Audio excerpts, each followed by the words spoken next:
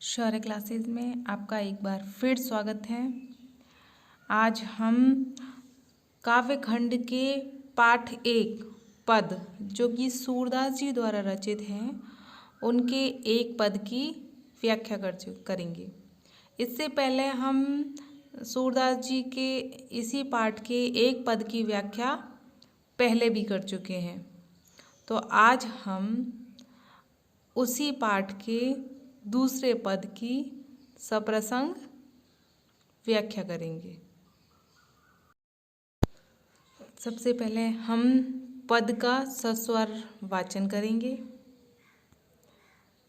ऊधो मन न भई 10-20, ऊधो मन न भई 10-20, एक हो तो सो गयो श्याम संग को अवरा देईस, ऊधो मन न भई 10-20, इंद्र शिथिल भई के सब बिन जो देहि बिनु शीस, ऊधो मन न भई 10-20, आशा लागी रहित तन श्वासा जीवहि कोटि बरीस, ऊधो मन न भई 10-20, तुम तो सखा श्याम सुंदर के सकल जोग के ईस, ऊधो मन न भई 10-20, सूर हमारे नंद नंदन बिनु और नहीं जगदीश, ऊधो मन न भई 10-20। बहुत ही अच्छा पद है।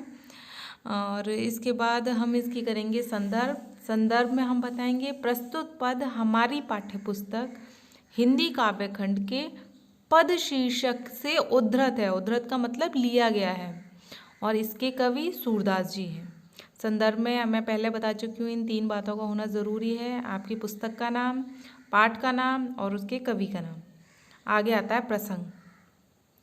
प्रस्तुत पद में उद्धव जी गोपियों का योग का संदेश देने मथुरा से गोकुल आए हैं। जो श्री कृष्ण हैं उन्होंने उद्धव जी को ब्रज भेजा है और वहाँ पर उद्धव जी गोपियों को समझा रहे हैं। तो गोपियाँ जो हैं योग की शिक्षा ग्रहण करने में अपने आप को असमर्थ बताती हैं और अपनी मनोव्यथा को उद्धव के समक्ष व्यक्त करती हैं, यानी उद्धव को बताती हैं अपने मन की व्यथा। व्याख्या देखिए, गोपियाँ उद्धव जी से कहती हैं, क्या कहती हैं? ऊधो मन ना भये 10-20, हे उद्धव हमारे मन 10-20 नहीं है, सभी की तरह हमारे पास एक ही मन था, एक हूँ तो गयो श्याम संग, एक ही था सभी की तरह और वो भी श्री कृष्ण के साथ चला गया। को अवराधे ईस, अब बताइए आप हमें कि हम मन के बिना तुम्हारे बताए गए निर्गुण ब्रह्मा की अवराधे यानी आराधना कैसे करें? वो तो संभव नहीं है, अर्थात बिना मन के ब्रह्मा की आराधना संभव नहीं है। श्री कृष्ण के बिना हमारी सारी इंद्रियां निष्क्रिय हो गई हैं। इंद्रिय शिथिल भई केशव बिनु, केशव यानी श्री कृष्ण और शिथिल यानी निष्क्रिय हो गई हैं। श्री कृष्ण के बिना हमारी सारी इंद्रियां निष्क्रिय हो गई हैं। जो देही बिनु शीस, और हमारी दशा देही यानी शरीर के बिना, बिना शरीर का, शीस यानी सिर, जो बिना शरीर का सिर होता है उसके जैसी हो गई है, बिना सिर के प्राणी जैसी हो गई है। आशा लागी रहित तन श्वासा, श्री कृष्ण के लौटने की आशा के सहारे तो हम करोड़ों वर्ष तक जीवित रह लेंगे। जीवहि कोटि बरीस, कोटि यानी करोड़ और बरीस यानी वर्षों तक, यानी श्री कृष्ण के लौटने की आशा के सहारे तो हम करोड़ों वर्षों तक जीवित रह लेंगी। फिर गोपियाँ उद्धव जी से कहती हैं कि हे उद्धव, तुम तो कृष्ण के अभिन्न मित्र हो और संपूर्ण योग विद्या तथा मिलन के उपायों के ज्ञाता हो।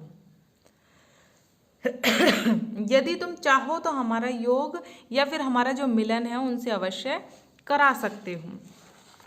फिर कहते हैं तुम तो सखा श्याम सुंदर के, इसीलिए कह रही हैं तुम तो उनके मित्र हो, सकल जोग के ईश, जो कि सारे संसार जो है उसके भगवान हैं, उनसे तुम हमारा मिलन अवश्य करा सकते हो क्योंकि तुम उनके मित्र हो।